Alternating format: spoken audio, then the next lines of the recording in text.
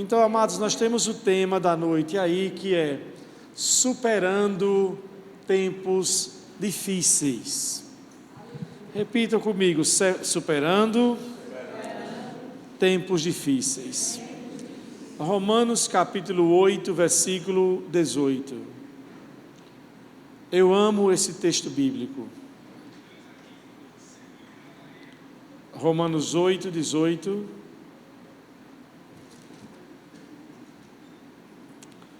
Diz bem assim: Paulo disse: considero que o nosso sofrimento de agora não é em nada comparado com a glória que Ele nos revelará mais tarde.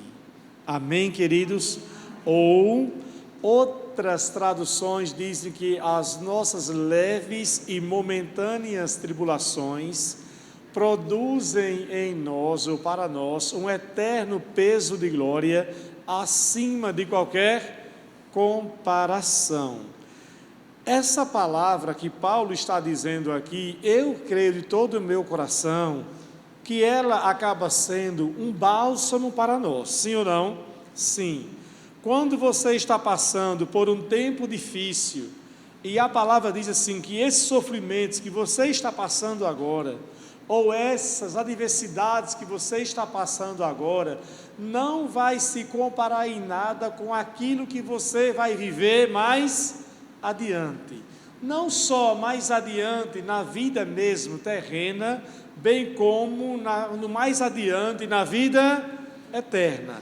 Só que tem pessoas que pensam que nessa vida vai ser só o quê? Tribulação, dor, lágrimas e sofrimento, e que um dia, quando chegar no céu, aí sim vai ter um refresco e um tempo de agora de quê? De paz e refrigério. Mas pela palavra de Deus, todos nós temos promessa de Deus para termos também uma vida aqui na terra, superando obstáculos. Amém?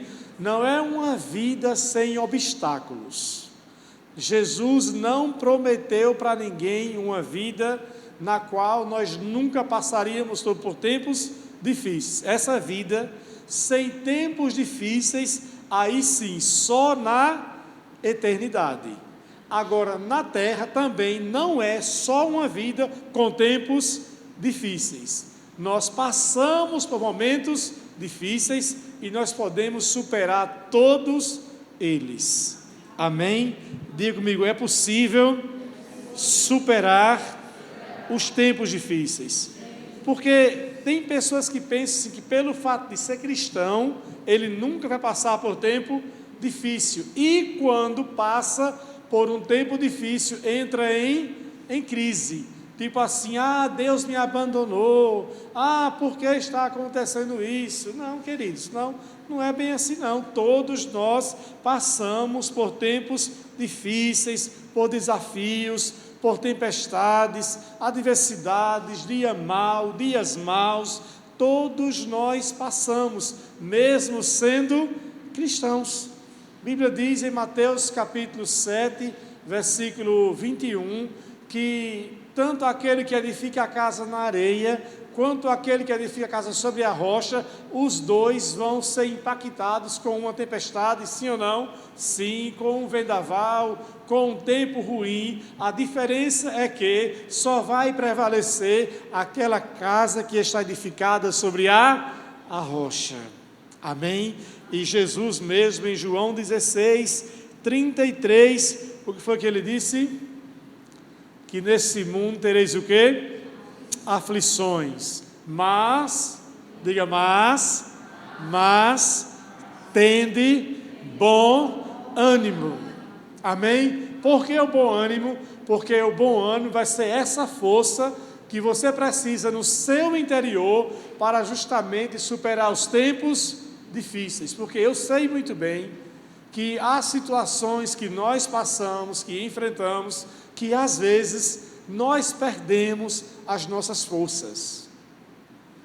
Você olha assim e fala, meu Deus, eu não tenho força nenhuma. Parece que o problema, ele não está só lhe matando, ele está drenando as suas forças.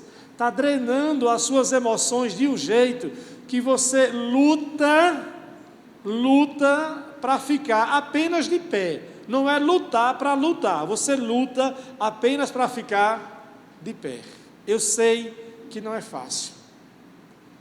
Você muitas vezes está sendo só drenado, só perdendo as suas energias, a sua força, o diabo bombardeando a sua mente com todo tipo de pensamentos ruins, fazendo com que você desacredite da vida, e o pior ainda é quando você passa esses tempos difíceis sozinho.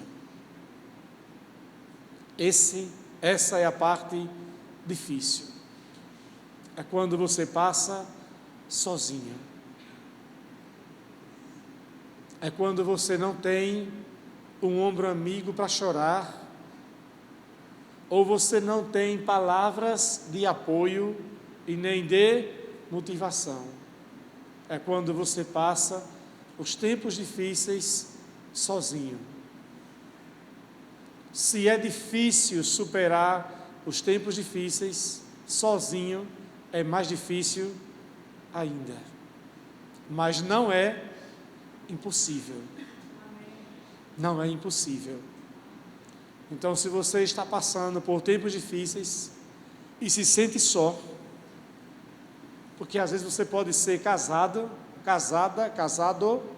e não ter um cônjuge presente que apoie você no tempo difícil, ou nem enxergue o tamanho do tempo difícil que você está passando, ou não tenha a sensibilidade de lhe amparar, ou de encorajar, ou de entender, ou de motivar, ou até mesmo não ser uma questão de cônjuge, ser uma questão de família mesmo, de filhos, etc. e tal, num leque maior de relacionamento, e você não ter pessoas que lhe deem suporte, ou até mesmo dentro da própria igreja, de você não ter pessoas, não ter irmãos, não ter pessoas de fé, que se importe com você, que se importe com o tempo difícil que você está passando.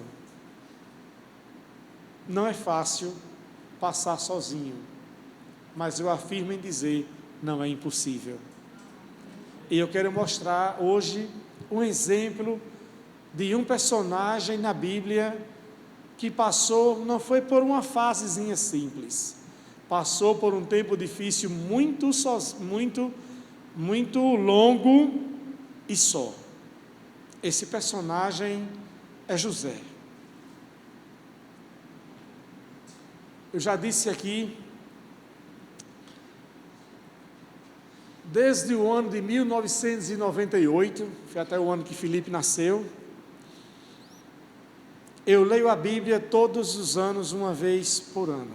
Esse ano já estou acabando, já li o Novo Testamento e já estou em Jeremias, porque eu ainda dei uma pausa, eu reduzi um pouquinho a velocidade para poder ler alguns livros, mas já estou em Jeremias, então Lamentações, aí depois vem Ezequiel, Daniel e os profetas menores, então já está tranquilamente a meta para o ano alcançada. E mesmo lendo a Bíblia todos os anos, desde 1998, 24 anos, só aí já se vão 24 vezes. Todas as vezes que eu leio a Bíblia e que eu leio a história de José, eu me emociono como se fosse pela primeira vez. Porque é impactante a história de vida de José, e em alguns momentos eu choro porque eu me identifico. Não que eu fui vendido pelos meus irmãos, mas eu saí de casa cedo. Eu saí de Feira Nova com 15 anos, para vir para Aracaju. Já contei a história, para morar na caverna, para trabalhar em oficina, para ter uma vida muito árdua. E eu lembro de um Natal específico em que eu chorei muito, porque eu estava sozinho no Natal, e não era só por questão de namorada, esse tipo de coisa, era sozinho, a solidão de amigos, a solidão de família, eu estava sozinho, e foi para mim uma época muito ruim. Naquela época eu nem sabia o que seria depressão, mas talvez eu tenha tido ali um iniciozinho de depressão, porque eu chorei muito. E depois dos anos eu fui entender e até conhecer que é na época do Natal que acontece o maior índice de suicídio, porque é quando as pessoas veem as outras se confraternizando em família, e aqueles que estão sozinhos sentem realmente um vazio muito grande e acabam tirando a vida. E então eu me identifico com José, porque eu passei algumas fases na vida difícil, e eu não quero ler todo o texto, porque pegaríamos do capítulo 42 até lá para o capítulo 50 de Gênesis, então iríamos ter que falar muita leitura, então, mas como é uma história muito conhecida pelos filmes e tantos assuntos que já é dito sobre José, eu quero ir pincelando com vocês, para que possamos entender a história de José, aquele garoto que ainda na sua juventude, no capítulo 37 de Gênesis, mostra que ele foi rejeitado pelos seus irmãos. Não tenho nenhuma outra palavra que defina melhor a situação que ele teve com os seus irmãos, senão uma questão de rejeição. E por que a rejeição? Tamanho era a inveja que eles tinham de José. A inveja pelo privilégio de ser o caçula e de receber do seu pai ali todo um dengo, digamos assim, do seu pai. Ele também era aquele que já não tinha aquela atividade no campo como os irmãos. Ele de vez em quando ia olhar se os irmãos estavam trabalhando ou não, e quando voltava dizia para o pai quem estava trabalhando, quem estava fazendo corpo mole. Então isso criou um mal-estar entre eles. E José, depois que o pai fez para ele uma túnica e deu essa túnica, parece que ele ficou mais ousado ou debochado, não é? Tipo assim, vocês estão trabalhando, vocês estão ralando, e eu estou aqui de túnica, estou numa boa. Então, aí José ficou naquela outra situação. E para completar, ele teve então os sonhos, não é?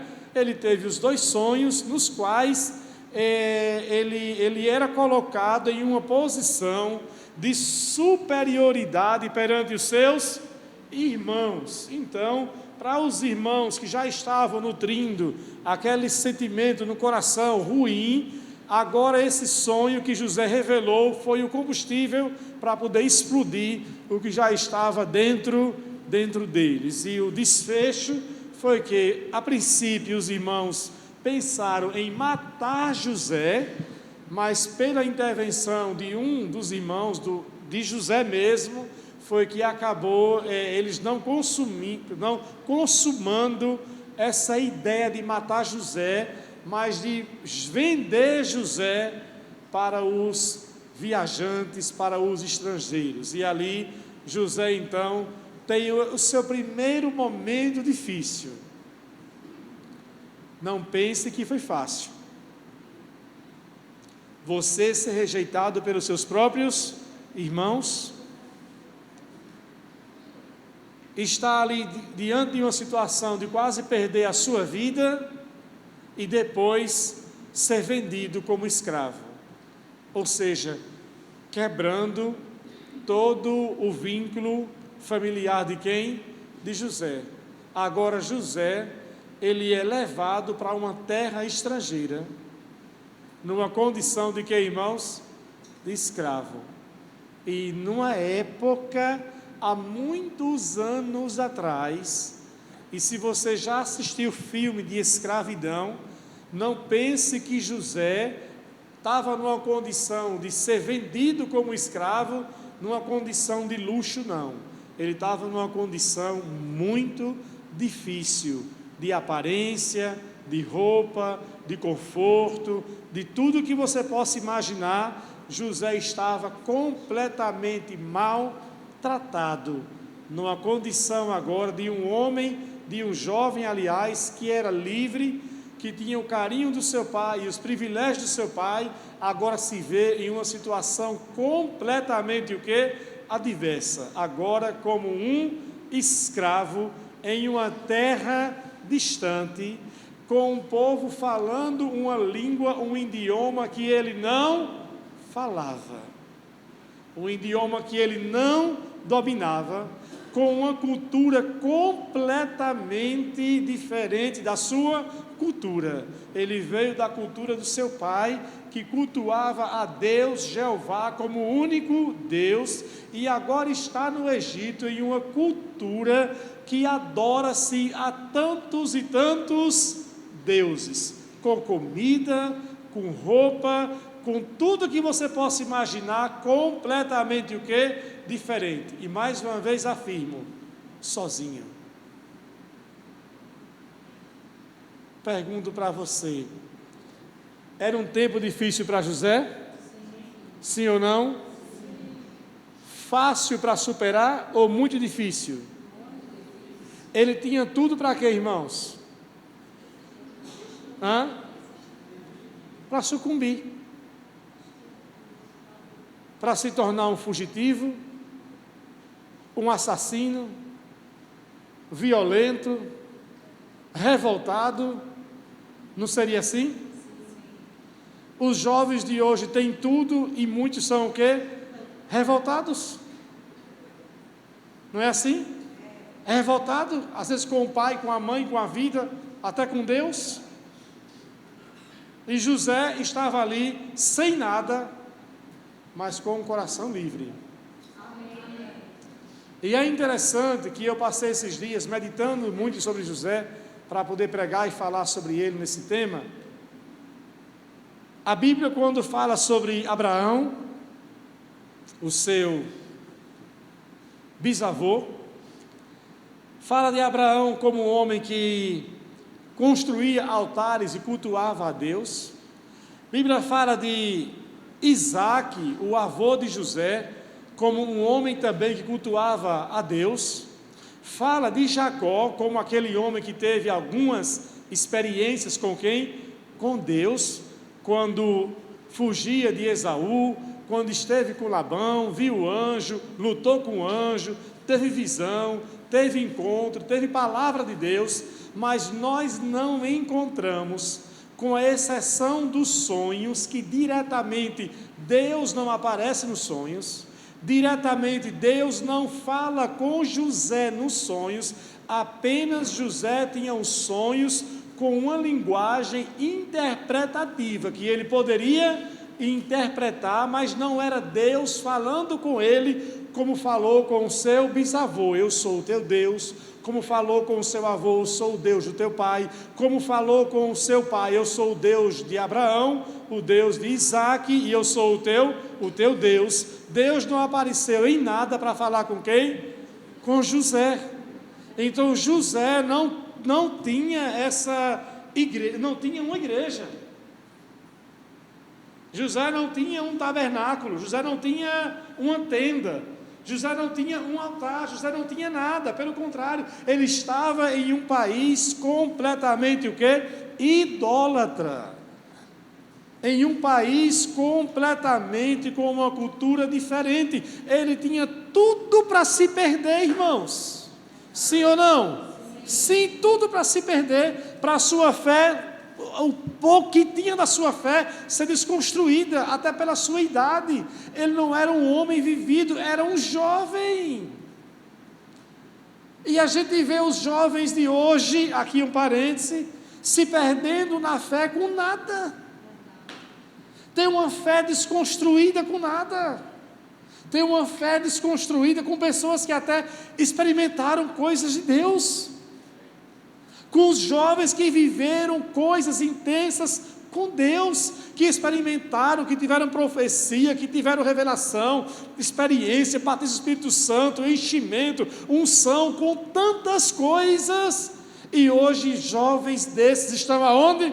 Desviados, com a sua fé desconstruída, porque o mundo chamou, porque alguma coisa chamou, pessoas criadas às vezes na igreja, dentro da igreja. E José foi totalmente diferente. Recebeu pouco, mas o pouco que ele recebeu, ele foi capaz de reter. E aquilo que ele reteve foi suficiente para ele superar os tempos difíceis.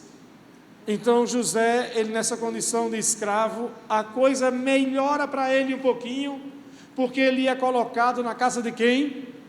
De Potifar, de um grande líder, e recebe, depois de um tempo na casa de Potifar, ele ali trabalhando como um escravo, mas um escravo responsável. Ele recebe a missão de ser o mordomo de quem? De Potifar. Ele subiu no degrau, mas não perdeu a condição de quê? De escravo. Mas agora, José está dentro de uma casa, convivendo com uma família. José agora tem roupa, tem um quarto, tem cama, tem comida à vontade, tem bebida à vontade. Mais uma vez, pelo conforto que ele tinha agora, poderia mais uma vez fazer o que, amados? Se perder de novo. Sim ou não? Sim. Porque tem pessoas que não se perdem na crise, mas se perdem na bonança. É verdade.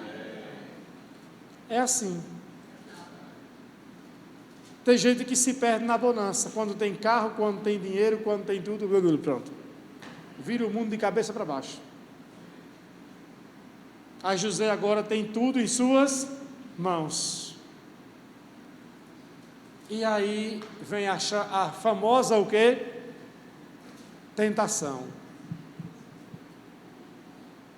Qual é a tentação que vem? A mulher de quem? De Potifar. Dá em cima de José. E você não pense que era uma mulher derrubada, não. Não pense que era uma mulher destratada, que era uma mulher feia, que era uma mulher desajeitada. Eu nem vou dizer banguela, pode ter alguma banguela aqui e se ofender. Mas não pense que era uma mulher desajeitada, não. E agora, José, um jovem solteiro, com os hormônios a 1000 por hora, ou não, ou ele estava anestesiado. Com os hormônios a 1000 por hora. E a mulher preparou o cenário. Ela tirou os empregados de casa, ficou sozinha com José, e José nem poderia evitar aquilo, porque ele ainda era um escravo. Ele não tinha a opção de dizer assim, ela está armando alguma coisa, vou dar no pé. Ele não tinha essa condição. Ele, por obrigação, tinha que ficar onde? Em casa. E a mulher então parte para cima de quem? De José. A Bíblia diz que ela insistiu algumas vezes. José disse o quê? Disse não. Até que ela foi para o ataque o quê? Final. Ela falou, hoje eu vou derrubar esse camarada. E ela então partiu para cima, e aí sai dos lábios de José essas palavras que agora, pela primeira vez, você ouve José falar em quem? Em Deus. Pela primeira vez sai da boca de José o que estava latente no seu coração. Ele diz, eu não cometeria tal coisa contra o seu esposo, que me vedou você. Ele disse, pode usufruir de tudo, mas não toque na minha esposa. Eu não cometeria tal coisa contra ele, e eu não pecaria contra Deus.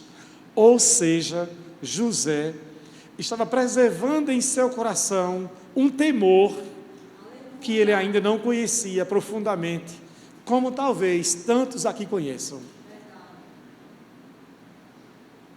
Porque ele não estava criado numa igreja, não foi criado numa congregação, não foi criado em um ambiente de glória, digamos assim.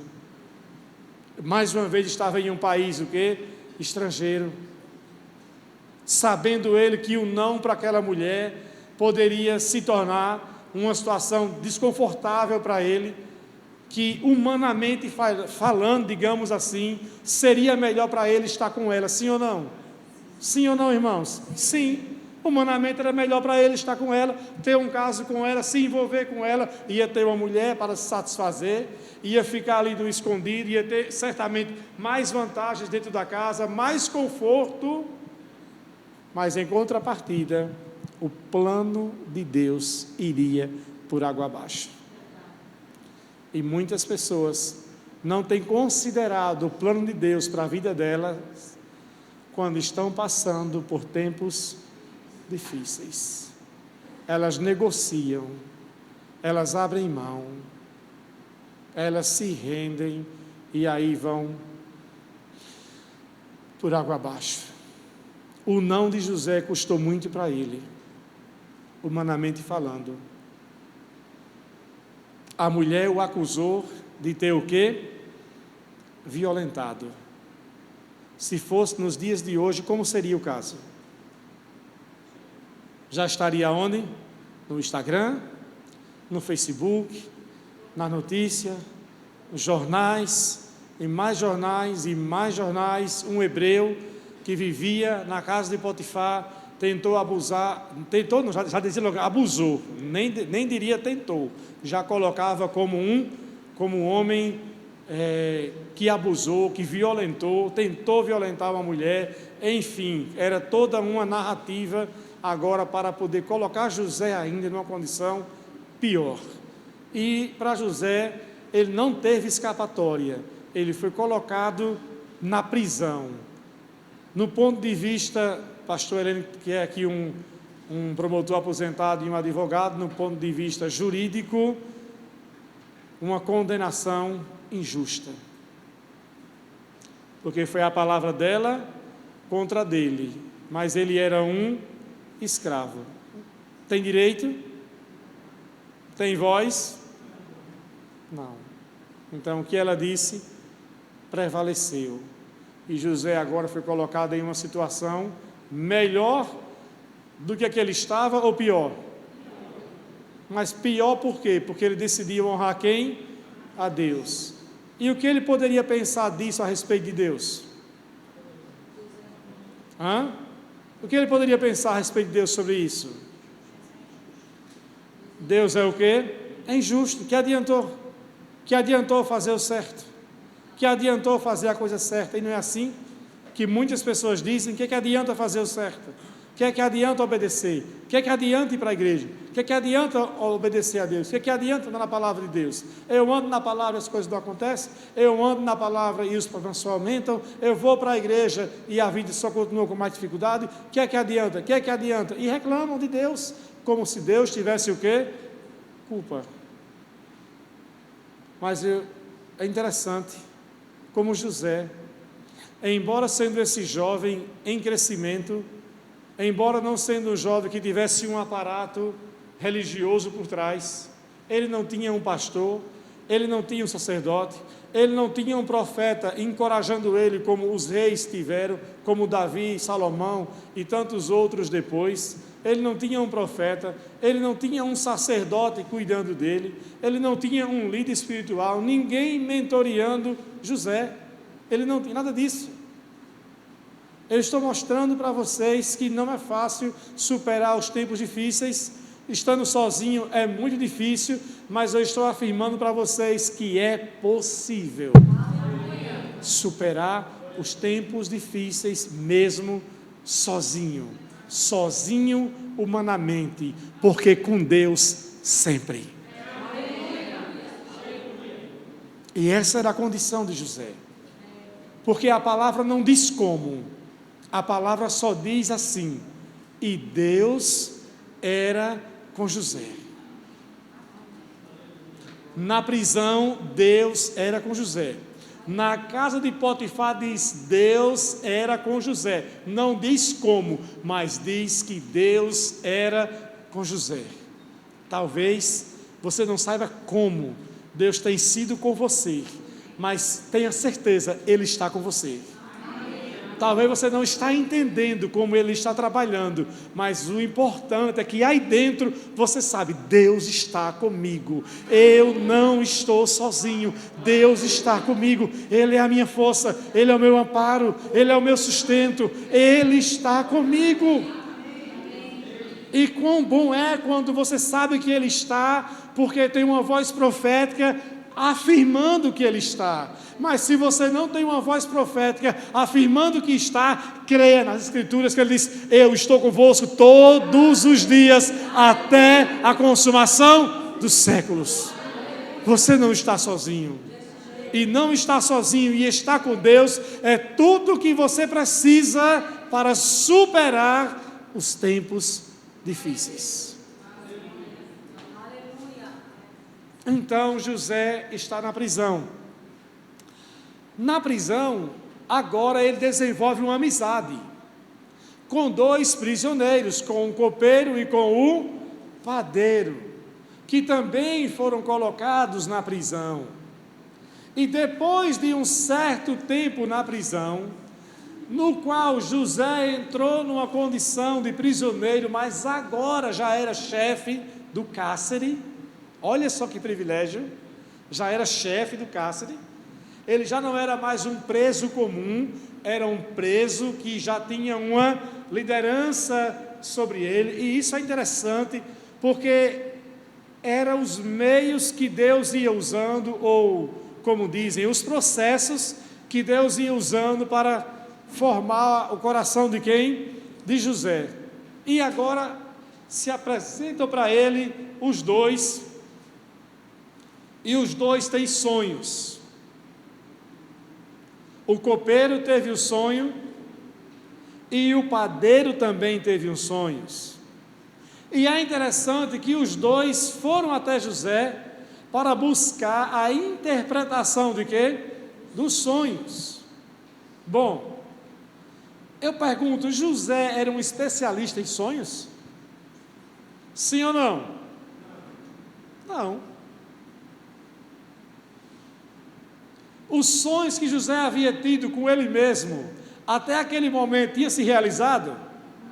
Pelo contrário, a sua vida estava muito distante daquilo que ele havia o quê? Sonhado. Porque ele agora está numa prisão, distante da sua família, sem nem ter notícia da sua família. Ele agora não podia ser o quê? Sonho, ele nem me conta, não quero nem saber. Não é assim? Sabe que tem pessoas que às vezes elas não acreditam em prosperidade, porque elas não estão vivendo prosperidade. E você tem que crer em prosperidade, não é porque você está vivendo ou não, tem que crer porque está na Bíblia e é a vontade de Deus. Então José, ele acreditava nos sonhos, não só nos sonhos dos seus dois amigos, como nos seus próprios sonhos. E ele então recebeu de Deus a interpretação dos sonhos, para o copeiro e para o padeiro. E a interpretação foi o quê? Fatal. O padeiro morreu e o copeiro foi restabelecido a sua função. E o que é que vocês acham que a realização desses sonhos produziu em José? Produziu em José um sentimento de frustração por não ter acontecido com ele, ou foi combustível para a sua fé?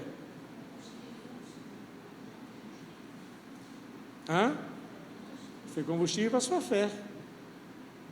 Ele poderia muito bem dizer bem assim: acontece com os outros, mas não acontece. Quem já pensou isso de Deus em alguma situação? Quem já pensou isso em alguma situação? Acontece com os outros, mas não acontece comigo. José não pensou assim. Ele pensou: se aconteceu com esses outros que nem temem nem servem a Deus, quanto mais comigo. Amém? Diga comigo: tudo que Deus disse a meu respeito vai acontecer, independente do tempo difícil que eu estou vivendo hoje.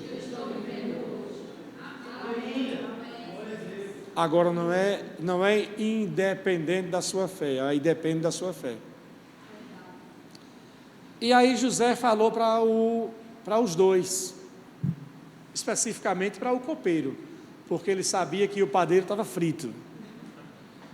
Ele disse então para o copeiro: quando você for restabelecido, lembre-se de quem?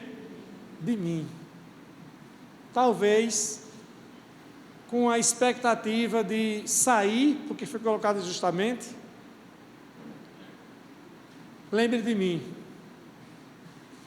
E aí, quanto tempo se passaram com José preso ainda? Depois que ele interpretou os sonhos do copeiro e do padeiro, mais dois anos.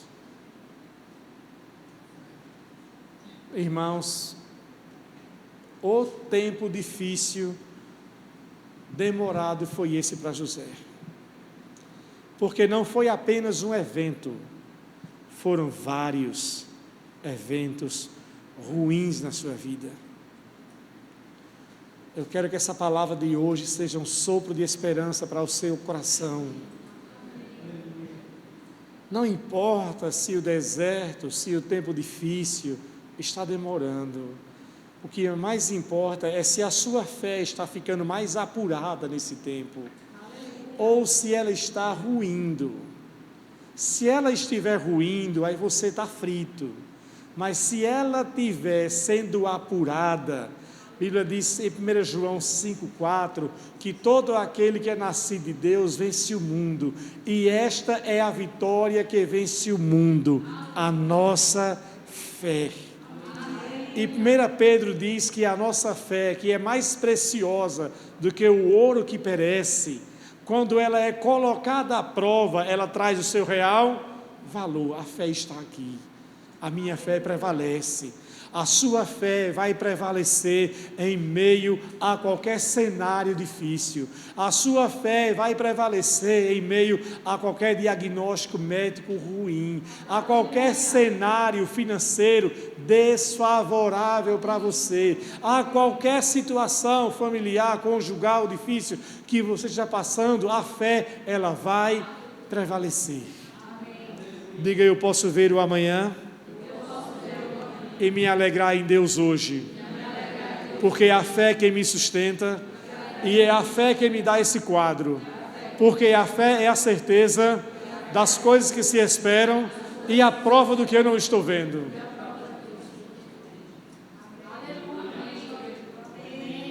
Dois anos depois, o faraó tem os sonhos. E com os sonhos de Faraó, ele agora queria a interpretação.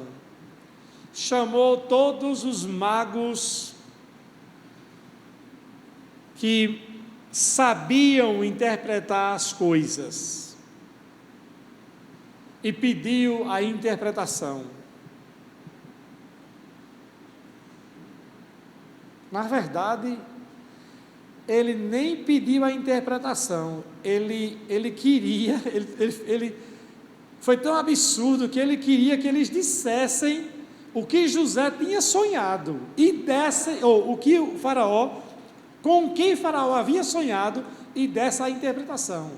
Ele não queria revelar o sonho para que eles não manipulassem. Então ele disse: eu tive sonhos perturbadores, eu quero que... Aí é impossível, não tem como.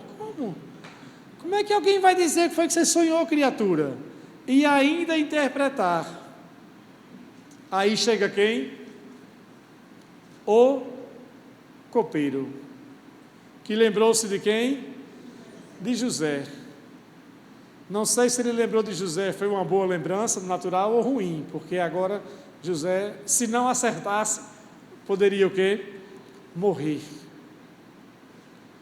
E José é chamado a se apresentar a Faraó, e ele então se apresenta ao Faraó, e o Faraó então diz o que tinha ocorrido, não revelando sonhos, mas o dilema dele, e queria que alguém então dissesse com o que ele tinha sonhado e desse a interpretação.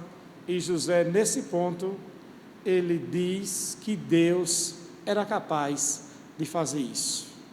Olhe o que é um jovem ter uma fé construída em quem? Em Deus. Ele não titubeou na sua fé, ele não negou a sua fé em Deus, Ele não pensou diferente, ele disse: Deus é capaz de fazer, não eu, mas Deus é capaz. Pediu um tempo, buscou Deus em oração, e Deus deu para José não só os 2 sonhos, como as 2 interpretações. Diga comigo: tempo difícil, superado. O faraó se impressiona com a interpretação. José não só interpretou os sonhos, como a outra parte que não era parte do sonho, foi que ele apresentou um plano. E aí foi a sabedoria que Deus deu para ele vender o peixe dele. Ele apresentou um plano tão bem apresentado, que quando o faraó viu a interpretação, disse: ok, o sonho e a interpretação perfeita, e o plano extraordinário. E eu não vejo ninguém capaz de executar esse plano, senão você. E agora, José, que havia dormido aquela noite anterior na prisão, nesse dia seguinte agora se torna a maior autoridade no Egito. Talvez esta seja a última noite em que você está vivendo o cenário que você está vivendo. Talvez essa seja a última semana que você está vivendo o cenário que você está vivendo. Talvez você pense que está demorando e para Deus já está na reta final. Ou se não estiver na reta final, ou se não for na última noite, mas o mais importante é que em qualquer tempo a sua fé em Deus está sendo construída solidamente. Aí vem um detalhe: José recebe agora não somente o poder e a autoridade de comandar o Egito e administrar o Egito durante os primeiros 7 anos de prosperidade. Irmãos, observe e vejam essa parte da palavra. Como é relevante você entender o tempo de Deus para as coisas. O faraó dá para José a autoridade e dá para ele uma esposa. O cara que era o que, amados? Sozinho. Agora recebe uma esposa, filha de um sacerdote. Não tinha nada, agora tem o quê? Uma esposa. E a esposa chegou na fase o quê? Na fase boa de José. Olha que ela nem pegou os desertos que ele pegou na vida. E depois que José então tem a sua mulher, ele não demorou no serviço e já engravidou. O que ele tinha esperado lá atrás, ele disse: agora eu vou tirar o atraso todo e vou adiantar o processo aqui. Nasce 2 filhos, Manassés e Efraim. O primeiro representa esquecimento. José olha para ele e diz: seu nome vai representar esquecimento, porque Deus me fez esquecer de todo o passado que eu tive. É importante você esquecer o passado. E depois que ele esquece o passado e olha que as coisas não vêm diferente, nasce o segundo filho e ele fala: o seu nome é prosperidade. Primeiro vem o esquecimento, para depois vir a prosperidade. Primeiro você resolve as coisas do passado, para depois Deus estabelecer tudo o que Ele tem para você, que é a sua prosperidade. Observe que uma coisa não vem na frente da outra, senão você acaba se perdendo. Então José tem os seus 2 filhos, agora com 2 filhos, com uma mulher, com autoridade, em prosperidade. Ele poderia muito bem falar para Faraó, ou agir sem falar, e dizer bem assim: eu vou procurar agora por quem? Por quem? Pela minha família. E você acha que se ele chegasse e dissesse: Faraó, eu tenho uma situação de família que eu sou criado assim, cheguei aqui meio sozinho, perdidão, e contava a história, mas eu tenho um pai, eu tenho uma mãe, eu tenho irmãos, e eu quero conhecê-los. O Senhor pode permitir que eu vá em Canaã buscar ou saber da minha família? Ele poderia fazer sim ou não? Ou com a autoridade ir no limite da fronteira e sem nem que Faraó soubesse, ele avançasse mais um pouco. Teria problema? Eu creio que não. E por que ele não fez? Por que ele não fez isso? Por que, irmãos? Por que, irmãos? Por que José não fez isso? Será que ele estava sendo ingrato com o seu pai? Estava sendo ingrato com os seus irmãos? Ou ele nutria alguma revolta e dizia: deixa esse miserável morrer lá? Por quê? Por que ele não voltou? Por que ele não foi? Ele estava na boa agora. Será que ele não estava sendo um filho ingrato, não? Sim ou não? Será que ele não pensou que durante esses anos o seu pai ficou sofrendo, embora achando que ele tivesse morrido? Não, porque José entendia que Deus tinha um plano, e foi esse plano que José nutria em seu coração. Deus tem um propósito e um plano na minha vida, e eu não posso me mover fora das linhas desse plano. É muito importante você considerar isso na sua vida. É muito importante você considerar o plano de Deus para a sua vida, porque um passo errado fora do plano de Deus, você pode colocar a perder tantas coisas que Deus levou tanto tempo para construir. E José não fez isso. José foi um homem sábio e muito paciente. E é por falta de paciência que as pessoas muitas vezes erram, atropelam as coisas, se precipitam, falam na hora errada, agem na hora errada, tomam decisão precipitada, equivocada, e depois então sofre o quê? As consequências, e dizem: mas eu não entendo porque Deus ele respeita as nossas decisões. Então vem os 7 anos de fartura. José não tem nenhuma notícia dos seus irmãos, nem do seu pai, nem de sua família. Passa-se mais alguns anos agora, os anos de quê? Da dificuldade. E aí os irmãos de José descem ao Egito em busca de quê? De comida. E quando José esteve com eles pela primeira vez, José os reconheceu. Mas eles não reconheceram quem? José. Por que não reconheceram José? Por que não reconheceram? Porque os anos haviam se passado para os dois. José reconheceu. José agora falava outro idioma. José agora estava caracterizado com seus trajes de quê? De autoridade, possivelmente até pintado, como os egípcios usavam, as pinturas. Aí os jovens dizem assim: tatuado, né? Tatuadão, brother.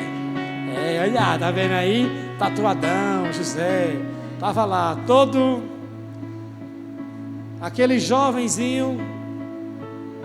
Os irmãos não reconheceram, e José os reconheceu, e ele pacientemente esperou a hora de revelar-se para os seus irmãos, até o momento em que ele se revela para os seus irmãos. E quando se revela, os irmãos ficam em choque. E ele diz para os irmãos: não se constranjam. Foi Deus que me preparou adiante de vocês para esse tempo. Foi Deus que me trouxe para esse lugar. Não foi vocês que foram usados pelo diabo. O diabo até pensou que estivesse usando vocês, mas Deus estava por trás trabalhando em tudo isso.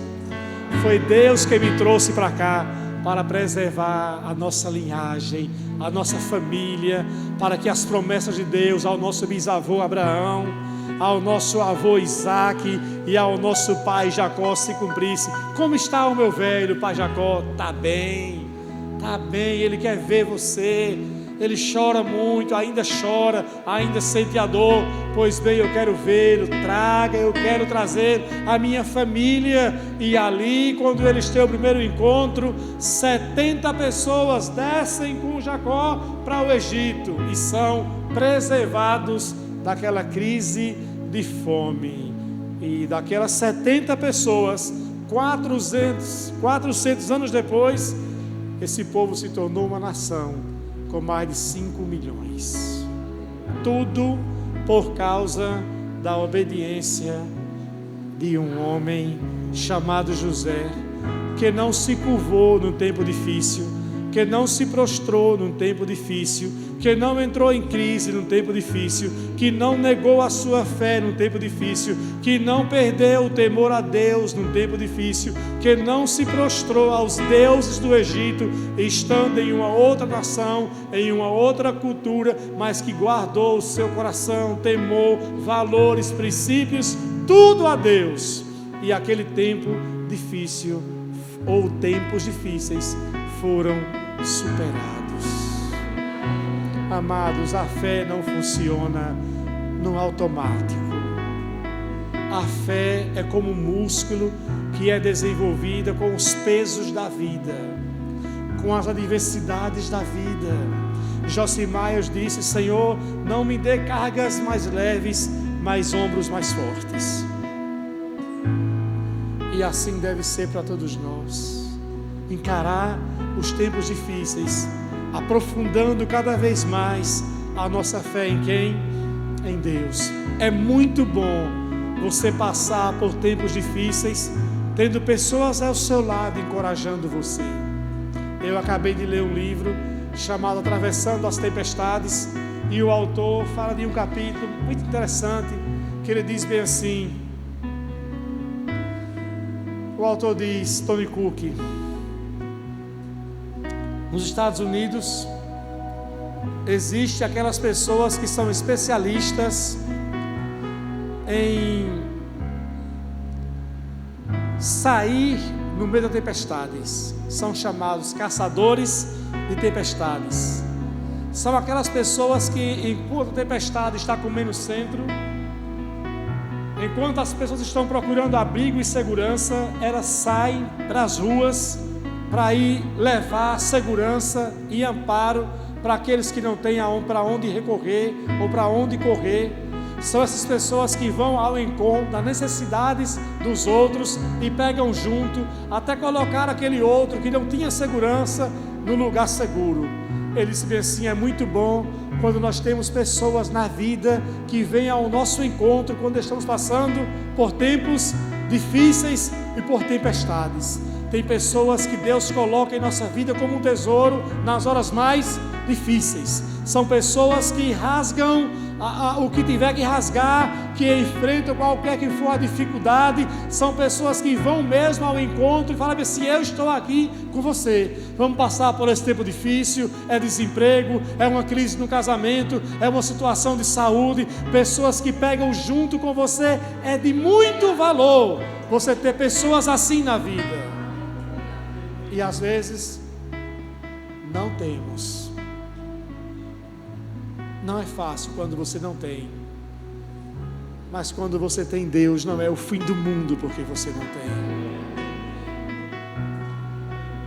Não é o fim do mundo. Você não deve ser levado para o abismo e ficar chorando e se lamentando porque você está sozinho, porque ninguém, ou porque algumas pessoas deram as costas para você e as pessoas não estão lhe tratando como deveriam tratar, ou lhe dando amor como já receberam amor, ou apoio como já receberam apoio seu. Mas o mais importante é você ter Deus. É bom você ter amigos, mas o mais importante é você ter Deus.